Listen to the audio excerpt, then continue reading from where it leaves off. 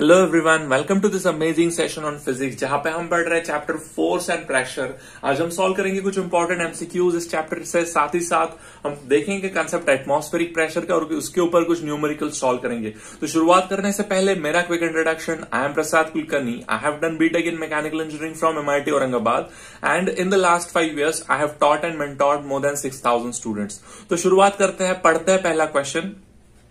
Force of friction is an example of. Options are non-contact force, second option contact force, third option is reactive force and the fourth option is none of this. तो basically हमें यहाँ पे पूछा गया है कि ये जो फ्रिक्शन का फोर्स होता है बेटा, ये किस टाइप का फोर्स है, राइट? क्या ये कॉन्टैक्ट फोर्स है या नॉन कॉन्टैक्ट फोर्स है? तो बेसिकली हमने ये पहले सेशन में ही देख लिया था कि फ्रिक्शन क्या होता है, राइट? तो अगर आप सोचोगे कि फ्रिक्शन जो है किसी भी दो ऑब्जेक्ट्स में, अगर फ्रिक्शन की बात करें, मान लो ये मार्कर जो है इस सरफेस पे मूव हो रहा है, तो without contact there can not be this frictional force, right? जब तक कॉन्टैक्ट नहीं तब तक फ्रिक्शन नहीं हो सकता। That means this is a contact force. Frictional force कैसा फोर्स है बेटा? It's a contact force, right? I hope you would have got this. Late us read the second question now. Second question says that when a ball is dropped from a certain height, the speed of the ball goes on increasing due to, right? Question का मतलब क्या है समझते हैं कि अगर आप एक हाइट से बॉल को ड्रॉप करते हैं तो वो जैसे जैसे नीचे जाएगा उसकी स्पीड बढ़ती जाएगी। ऐसा क्यों होता है? किस फोर्स की वजह से ऐसा होता है? ऐसा सवाल है। तो basically we have different option. One is gravitational, second is biological, third is magnetic and all last one is all of these, right? Now then, अगर आप बॉल को ड्रॉप करते हो किसी हाइट से तो वो नीचे गिरता है। Why? Because there is a earth gravitational force acting on to it, right? तो ये ग्रेविटेशनल फोर्स है जो इसे नीचे खींचता है और जैसे जैसे वो नीचे गिरेगा उसका जो वेलोसिटी है या स्पीड है that will go on increasing and finally it will hit the ground with the increasing speed. That means gravitational force उसके ऊपर एक्ट होता है और answer must with this, right? Basic से सवाल है ताकि आपके कॉन्सेप्ट्स क्लियर हो, आपको आने चाहिए। फाइन। तो दो सवाल दैट वी हैव सॉल्व्ड सो फार। अब तीसरा सवाल आप एक बार ट्राई कीजिए, if you can solve this.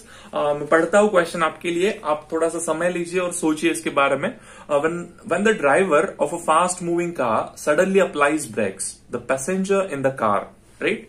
Options are fall backward, second option fall forward, C are not affected and last is none of these. Question का मतलब बताता हूं कि मतलब मान लो कि आप कार में बैठे हो और ड्राइवर जो है वो सडनली ब्रेक लगा देता है। वो कार फास्टली मूव हो रहा था, suddenly the brakes are applied. तो पैसेंजर जो है कार के अंदर, उनके ऊपर क्या इफेक्ट होगा?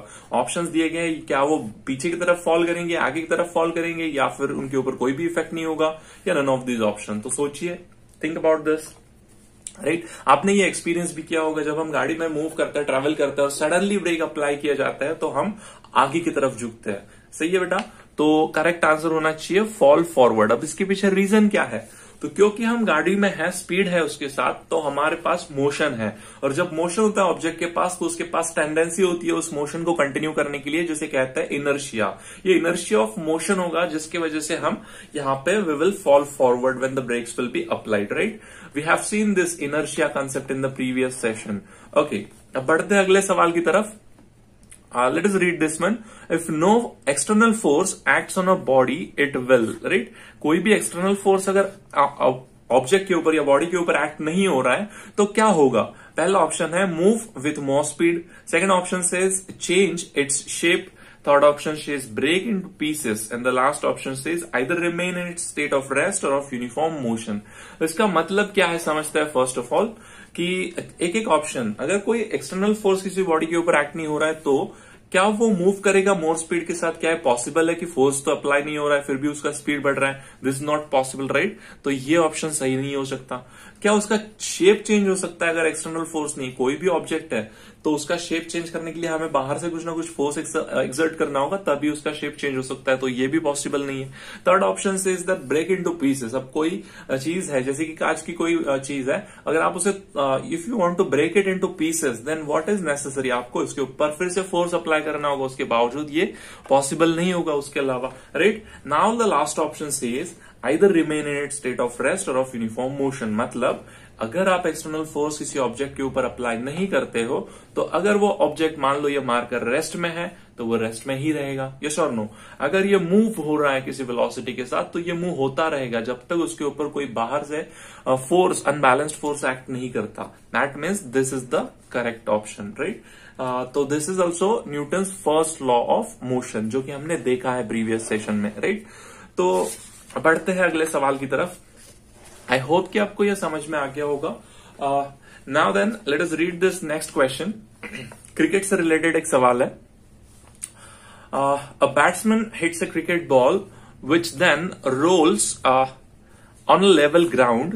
After covering a short distance, the ball comes to rest. The ball slows down to stop because, right? ऐसा सवाल है। बेसिकली समझते हैं क्वेश्चन क्या है कि एक बैट्समैन है जिसने क्रिकेट का बॉल हिट किया है और वो जो बॉल है that is rolling on to the ground, एक लेवल ग्राउंड है, फ्लैट ग्राउंड है, उसके ऊपर वो रोल कर रहा है, राइट। तो कुछ डिस्टेंस कवर करने के बाद बॉल जो है वो रेस्ट पे आ जाएगा, राइट। मतलब वो स्लो डाउन करेगा और फाइनली इट विल स्टॉप। तो ऐसा क्यों होता है, ऐसा हमें सवाल यहाँ पे पूछा है। तो ऑप्शंस पढ़ते हैं कि first option says that the batsman did not hit the ball hard enough. Batsman ने उस बॉल को हार्ड हिट नहीं किया था, इसलिए वो बॉल रुक गया। सोचिए क्या ये ऑप्शन सही हो सकता है? अब अगर हम सोचे तो अगर बैट्समैन चाहे कितना भी क्यों ना बॉल को हार्डली हिट करे, फिर भी उसके बावजूद वो बॉल कहीं ना कहीं जाके रुकेगा, राइट। क्योंकि ऐसा तो कभी हुआ नहीं कि बहुत फास्ट हिट कर दिया और बॉल रुका ही नहीं, no.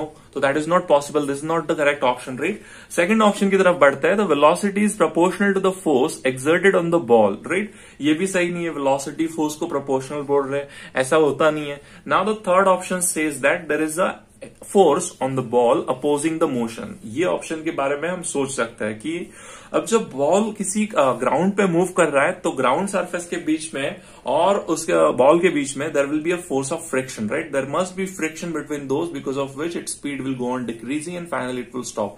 There is one more opposing force जो कि है एयर का रेजिस्टेंस। सही है बेटा, कि जो एयर है वहां पर रेजिस्ट करेगा उसके मोशन को, जिसकी वजह से वो रुक जाएगा फाइनली। तो this must be the correct option. एक बार लास्ट ऑप्शन भी देख लेता है, कहता है कि there is no unbalanced force on the ball so the ball would come to rest. ये भी सही नहीं है, राइट। तो the option C is the correct over here. आप फिर से इसे पॉज करके फिर से पढ़ सकते हो, समझ सकते हो। You can study this properly, right. Now अगला सवाल काफी इजी क्वेश्चन है, आप भी इसे आंसर कर सकते हो। Let us read this one. 1 ton is equal to, right. पूछा है कि 1 टन जो होता है that is equal to how much. Options are 1000 milligram, second option is 1000 gram, third option says it's 1000 kilogram and the last option says 100 kilogram.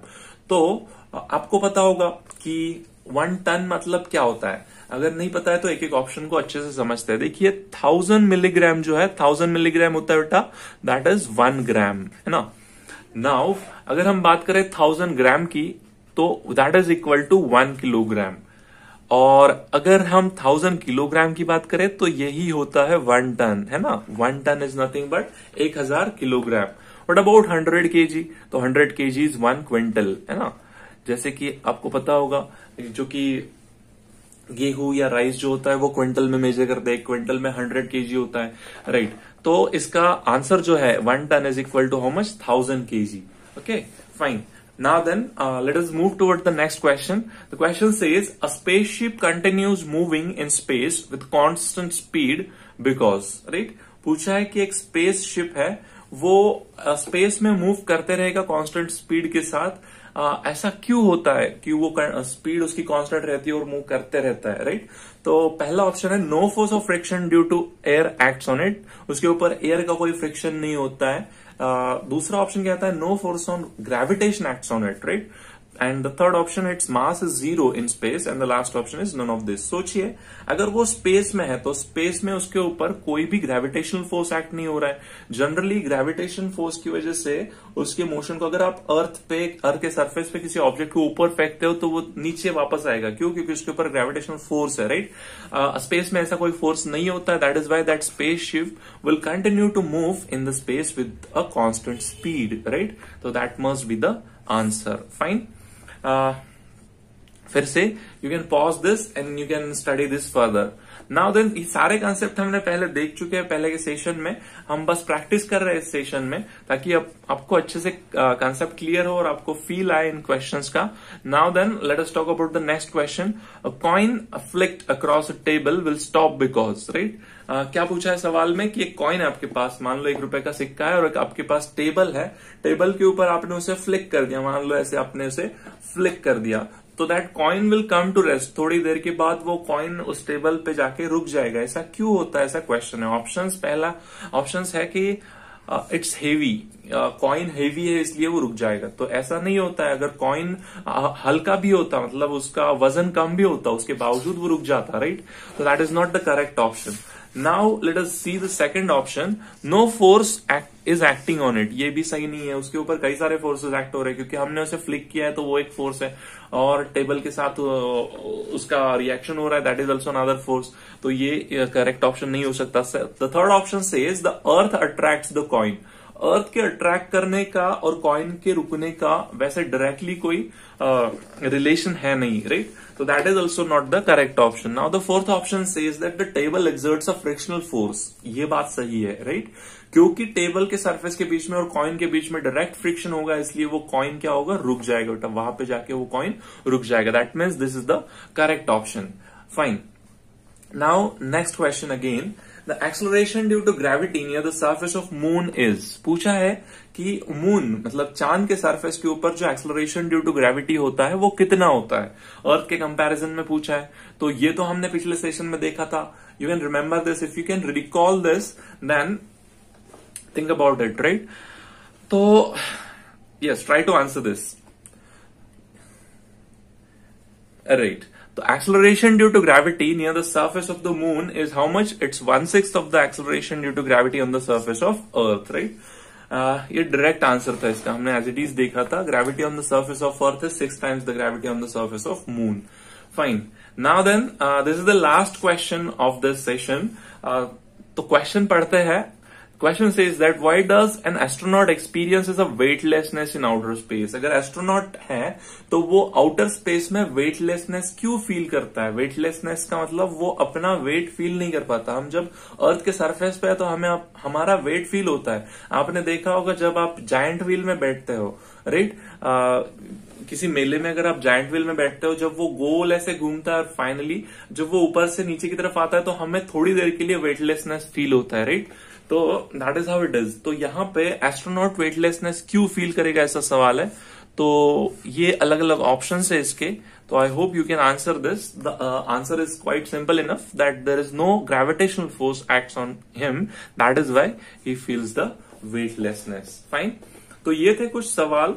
I hope you would have understood. If you have any doubt then do comment in the comment section. Thank you. So friends, जैसे कि हमने second session में देखा था pressure क्या होता है, तो आज हम देखेंगे एटमॉस्फेरिक प्रेशर और फिर उसके बाद में हम पढ़ेंगे कि कैसे लिक्विड जो है वो ऑल साइड्स पे प्रेशर एक्सर्ट करता है. उसकी कुछ एक्टिविटीज परफॉर्म करेंगे और साथ ही साथ हम देखेंगे प्रेशर के एप्लीकेशंस क्या होता है. तो शुरुआत करते हैं. थोड़ा सा रिवाइज करते हैं जो हमने पिछले लेक्चर में देखा था कि pressure is basically force upon area. Right, और इसका यूनिट क्या होगा? Force is measured in terms of newton and the area is measured in metre square. तो pressure will be unit of pressure will be newton per metre square. Right, okay. तो अब हम बात करेंगे कि एटमॉस्फेरिक प्रेशर क्या होता है. Let us right this down. Atmospheric pressure, तो बेसिकली बेटा जैसे आपको पता होगा कि अर्थ के सरफेस के ऊपर एयर का या मिक्सचर ऑफ गैसेस का लेयर होता है जिसे हम एटमॉस्फेयर कहते हैं. राइट, तो अगर मान लो that this is the surface of the earth, तो up to a height of 120 kilometre, earth के सरफेस से 120 किलोमीटर की हाइट तक ये एटमॉस्फेयर का लेयर होता है. राइट, और ये इतना ट्रिमेंडस प्रेशर एक्सर्ट करता है अर्थ के सरफेस के ऊपर. आप सोचिए 120 किलोमीटर हाइट काफी ज्यादा है और इसकी वजह से ट्रिमेंडस प्रेशर एक्सर्ट होता है अर्थ के सरफेस के ऊपर, जिसे हम कहते हैं एटमॉस्फेरिक प्रेशर. क्या कहते हैं बेटा? Atmospheric pressure. राइट, तो ये एटमॉस्फेरिक प्रेशर कितना होता है? तो atmospheric pressure is 10⁵ newton per metre square. 10⁵ मतलब कितना हुआ? एक के बाद 5 जीरो लगा दो. 1 2 3 4 and 5. Right, this is 10⁵ newton per metre square. मतलब ये लगभग 1 लाख हो गया, 1 लाख बार इतना प्रेशर होता है, जिसे बार भी कहते हैं। 1 bar pressure is equal to how much? It is 10⁵ newton per metre square. Generally science में या इंजीनियरिंग फील्ड में बार यूनिट यूज किया जाता है प्रेशर के लिए। ओके, तो हैविंग सीन दैट, तो प्रेशर मेजर करने के लिए इंस्ट्रूमेंट कौन सा यूज किया जाता है बेसिकली? तो उसे कहते हैं barometer. The name of the instrument use to measure the pressure is known as barometer. अच्छा, अब प्रेशर ना सिर्फ गैसेस या एयर एक्सर्ट करता है, साथ ही साथ जो लिक्विड्स है या फ्लूइड्स है वो भी प्रेशर एक्सर्ट करते हैं, राइट। तो हम देखेंगे कि फ्लूइड किस तरीके से प्रेशर एक्सर्ट कर सकता है, वो समझने के लिए हम एक यहाँ पे एक्टिविटी परफॉर्म करेंगे। तो बेसिकली मान लो that we have a container over here, हमें एक एक्टिविटी परफॉर्म करनी है। तो basically we have a glass tube, एक ऐसी ग्लास ट्यूब है which is open at both the ends, right. Now हमने क्या किया, इसके लोअर एंड पे एक बलून रख दिया बेटा, right. We have kept a balloon at the lower end of this and then we have poured some liquid, इसमें हमने लिक्विड पोर कर दिया, राइट। तो ऐसा देखा जाता है ये जो बलून है यहाँ पे बॉटम पे, that balloon bulges when the liquid is poured into it, right. ऐसा क्यों होता है? क्योंकि ये लिक्विड जो है इस बलून पे प्रेशर एक्सर्ट करेगा, because of which that balloon will bulge. तो this shows that the liquid exert pressure on the bottom surface of the container, right. Now another activity that can be done is, मान लो कि हमारे पास और एक container है, से this is the container, और इस कंटेनर के एक साइड पे यहाँ पे एक ट्यूब है, ओपन एंडेड ट्यूब है। तो व्हाट वी हैव डन, हमने फिर से यहाँ पे एक बलून फिक्स कर दिया and then we have poured a liquid into this container. तो जैसे ही आप इसमें लिक्विड पोर करोगे, आप फिर से ऑब्जर्व करोगे that this balloon bulges again, right. इसका मतलब ये फिर से प्रेशर एक्सर्ट हो रहा है, लेकिन यहाँ पे ये बॉटम सरफेस था और यहाँ पे ये साइड वॉल है। इसी से ये प्रूव होता है कि लिक्विड जो है वो all sides, it exerts pressure on to all sides of the container, right. तो सिंपल सा एक्टिविटी था, आप ये घर पे परफॉर्म कर सकते हो if you have that available instruments with you, fine. अच्छा, तो ये जो प्रेशर है बेटा, इसके कई सारे एप्लीकेशन है डे टू डे लाइफ में, जैसे कि सी होता है, समंदर होता है, राइट। तो it is observe that the pressure at the bottom of the sea is much higher as compare to that at the sea level, that means at the surface level. तो मतलब समंदर के डेप्थ में अगर आप जाते हो तो वहां पे प्रेशर कहीं ज्यादा होता है as compare to the surface of the sea. ऐसा क्यों? क्योंकि ये भी हम अप्रूव कर सकते हैं एक एक्टिविटी के साथ। अब वो एक्टिविटी क्या है? तो मान लो कि आपके पास एक कंटेनर है, right, that you have a container over here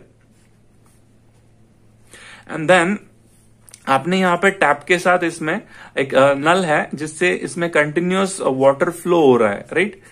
तो इट इज पोरिंग कंटिन्यूअसली, तो ये फील्ड है एंड देन आपने इसके वॉल में अलग अलग डेप्थ पे होल्स क्रिएट किए गए हैं, right. You can perform this experiment at home as well, glass container you can take for that.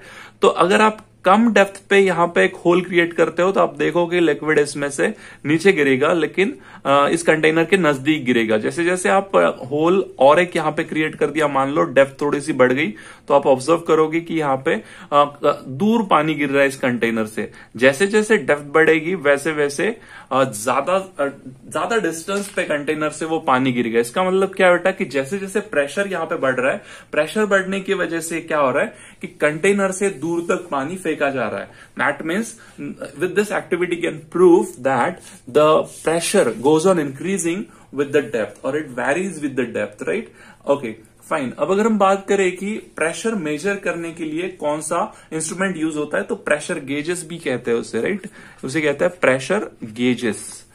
और प्रेशर गेज, सिंपल सा प्रेशर गेज जो कि सिंपलेस्ट फॉर्म है, उसे कहते हैं मैनोमीटर। आपने सुना भी होगा या फिर आप आगे चल के लैबोरेटरीज में भी ये देखोगे, आप साइंस या इंजीनियरिंग फील्ड लेते हो तो manometer is generally used for measuring the pressure. Okay, now finally what will do, will talk about what are the applications of the pressure. Day to day life में इस pressure के क्या क्या applications है वो हम देखेंगे। तो सबसे पहले एप्लीकेशन है ब्लड प्रेशर, राइट। हमारे पूरे बॉडी में जो ब्लड फ्लो होता है वो किस वजह से होता है? वो होता है प्रेशर की वजह से। प्रेशर की वजह से ब्लड वेसल्स में से ब्लड जो है वो फ्लो होता है, इसी को हम कहते हैं blood pressure, right. Fine. Second application can be is that of vacuum cleaner, हम घर में वैक्यूम क्लीनर बहुत सारे यूज किए जाते हैं सफाई के लिए, तो उस वैक्यूम क्लीनर में प्रेशर का कंसेप्ट यूज करके वो ऑपरेट होता है, right. That is second example. Now third example can be that of cold drink. हम कोल्ड ड्रिंक पीते हैं स्ट्रॉ के साथ, राइट। तो ये स्ट्रॉ के साथ कोल्ड ड्रिंक जो पिया जाता है, in that basically the concept used is of pressure. And finally जो टूथपेस्ट है, the toothpaste is squeezed out, right. Squeezing out of the toothpaste, या फिर हम बात करते हैं लेमन, टूथपेस्ट हो गया, या फिर लेमन इज स्क्वीज्ड, या simply if you talk about perfume, right. जो परफ्यूम बॉटल है, out of which the perfume comes, is another example of the pressure, right. तो ये सिंपल सा आज का सेशन था जिसमें हमने पहले कुछ एमसीक्यूज सॉल्व किए, बाद में हमने प्रेशर का कंसेप्ट को रिवाइज किया, एटमॉस्फेरिक प्रेशर क्या है देखा, बैरोमीटर और applications of pressure. I hope you would have understood this. Thank you for watching this and do comment if you have any doubts और क्वेश्चंस रिलेटेड टू दिस। जुड़े रहिए इस channel के साथ, आगे और भी इंटरेस्टिंग सेशंस आने वाले हैं और आगे हम देखेंगे न्यूटन्स लॉज ऑफ मोशन और Archimedes principle. Thank you so much, see you, bye bye, take care.